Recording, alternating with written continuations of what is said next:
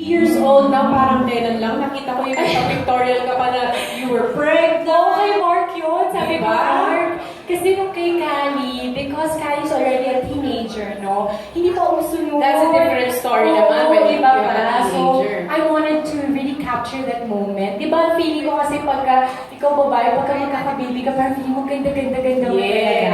So, ako, with Alonzo, Ang gusto ko naman malaman with Alonzo, because now he's 3 years old, how early were you able to spot na meron siyang certain likes and skills, and paano mo na-develop yun? you know, just like with what Dr. Tipi was talking about, Alonzo catches the tune very quickly. So he would start humming. Maririnig mo parang, may ganyan siya eh.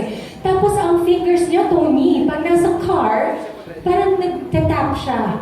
So sabi ko, ay, kasi it's totally different. I know a lot of parents will agree with me that our children, they may come from the same parents but of different characteristics.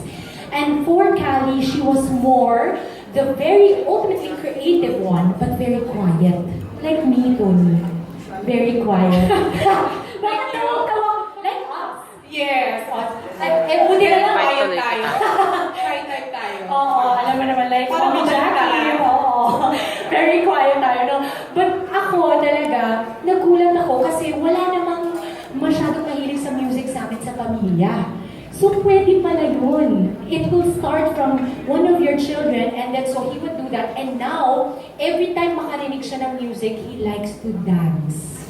Oo, may galaw yung body niya at nasa rhythm, ha? So sabi ko, pwede pala yun na ang gift niya ito. And when I started noticing that, wala pang 2 years old.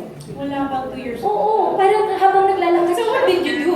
Pumunta ka sa Hindi. workshop? No, not yet because super aga pa. Ngayon, pwede na siyang mag-eyeshine talent ka because he's already 3 years old. But when he was smaller, ang ginagawa ko lang, I would play lots of music. He wakes up to good music. He wakes up to music of yung mga movies na pangbata. And then I would really dance with him. So I'm not really much of a dancer, but he doesn't know that. So that's not hurting anybody. Oo, so kaming dalawa pa rin ang bida.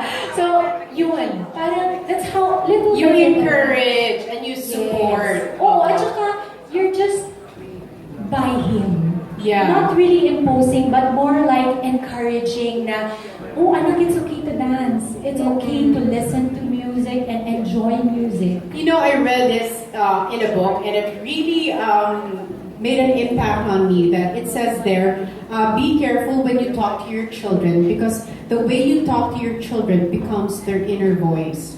So whatever it is that you instill in them as early as this stage, that becomes the inner voice that encourages them and inspires them to be better in life, hindi ba? And to achieve their dreams and goals. Kay Dr. Tipi naman, when is the best time to expose your kids in training? Kasi I was asking Dimples kanina kung pinag-workshop na ba niya yun, si Alonzo, but she was saying that it was still too early for Alonzo to do workshops and all those things. So, how early ba can a kid be exposed to mga camp and the workshops? I think there's no set formula, no set age. But what you want to look for will be the developmental stage of the child. So first thing you want to look for is that, is this something that my child will enjoy? Diba? Kasi syempre, they have to have fun when they're doing it while they're learning the new skill, no? So number one, that's important. And then it depends on what kind of talent you want this child to develop. So you spot their inclination, but then it has to be developmentally appropriate. So take for example, learning the guitar. If the child's hands are not that strong yet, or their fingers are still short, too short for a regular sized guitar, then you don't put them into workshops already. But what you want to do is to identify and encourage, no? So you want to give them opportunities, you want to expose them to new skills, you want to expose them to new habits. Because it might be something that they'll finally excel in later on. Yeah, you mentioned kanina, Dr. You said appropriate. If it's appropriate for the age of the kid, you know, is there any appropriate stimulation, or is there such thing? When we say stimulation, kasi it's like providing that environment that will hone the skills of the child, diba? And it's not necessarily the talent that you want to develop right away. So, take for example, I think the masters can correct me. Let's say voice. There's actually an appropriate time when you begin to take very more rigid voice lessons. No? But very early on, you can expose this child, let's say, to a musical instrument, the piano, so that they will learn the theories of music, or they will learn to nurture the beat that they have, their musicality. So you give them opportunities very early on, and it might not be, it's like pre-developing the talent. No? So you provide those kinds of opportunities. For a lot of kids, it's not that structured activity right away. Diba? Like what you did at home. It's giving them opportunities, no? But those aren't the formal lessons to begin with.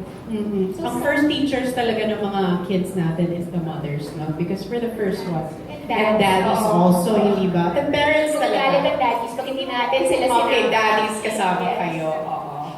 So anyway, let's go back to Alonzo. So he is 3 years old now. Does he go to school? What are the activities and workshops na pinasok mo na siya? Yes, he goes to school now only because, di ba, working moms tayo. And you know, as much as I want to be with him 24/7, I also want to, you know, prepare a great and bright future for him, no? So at the same time, sabi ko, oh, siguro pasok ko muna sa play school. So we have a trusted school that Callie also went to. It's nice because dahil na-experience ko na with Cal, makikita mo na, ay, perfect tong school na to kasi they also encourage play, encourage learning through play. So I like that because you have to be able to find a school that supports your parenting style para hindi nagbabago sa bahay.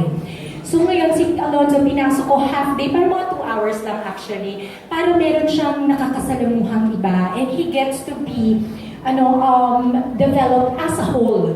Like he gets to socialize with other children, kasi at home, Callie is already 14, walang ibang bata sa bahay. So I feel it's vital for little children to be able to communicate with people who are of the same age.